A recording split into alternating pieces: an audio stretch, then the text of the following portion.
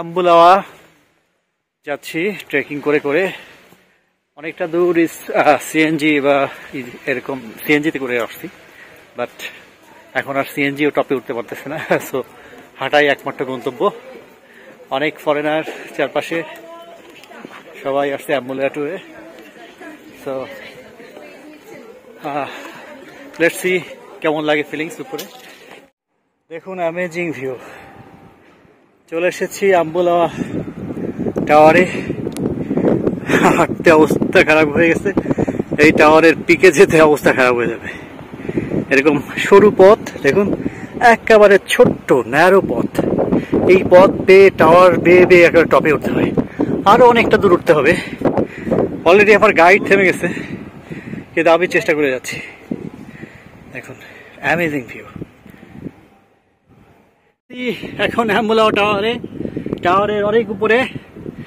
চারপাশের সিনিক ভিউটিগুলো দেখুন, scenic beauty অসাধারণ। এবং আমি কিন্তু টপ অফ দ্য হিলের উপরে এই টাওয়ারের উপরে উঠেছি। সবকিছু মিলে দারুণ অ্যামেজিং। পরিবেশটা অস্থির। এখানে এই ক্যান্ডি এসে যারা এই প্লেসটা মিস করবেন তারা আসলেই মিস সামথিং। আই মনে করি it's a really amazing place. So দারুণ লাগছে, ঝিরিঝিরি বাতাস, যদিও গরম, কিন্তু এই বাতাসের ঠান্ডা হাওয়ায় ভালোই লাগছে। পানি আনতে পারলে ভালো হতো, বাট পানি আনতে ভুলে গেছি, এখানে নিচে পানি পাইনি। সো উঠতেছি, বাতাসও আছে, বেশ উইন্ডি একটা weather, but it is very nice এবং very warm. So if you come to Kandy and please must visit this place. ক্যান্ডির আম্বুলাওয়া টাওয়ারের উপরে কি দারুণ এই প্রকৃতি, চারপাশের পরিবেশটা।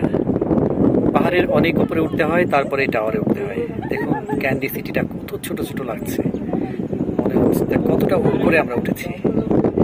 It's really beautiful. প্রচুর বাতাস হচ্ছে, ঠান্ডা বাতাস উপরের, যেহেতু রোদ, কিন্তু ভালোই লাগছে। টাওয়ার দেখে ফিরে যাচ্ছি। এখন যাচ্ছি একটা টি গার্ডেনের দিকে, টি ফ্যাক্টরি উইথ গার্ডেন। দেখি দিকটা কেমন। পাহাড়ের উপরে ভিউ দারুণ সুন্দর। এই Ambuluwawa tower is very much worthy. যারা এখানে আসবেন অবশ্যই এটা ভিজিট করবেন। আর যেতে যেতে এরকম ভিউ দেখা যাবে।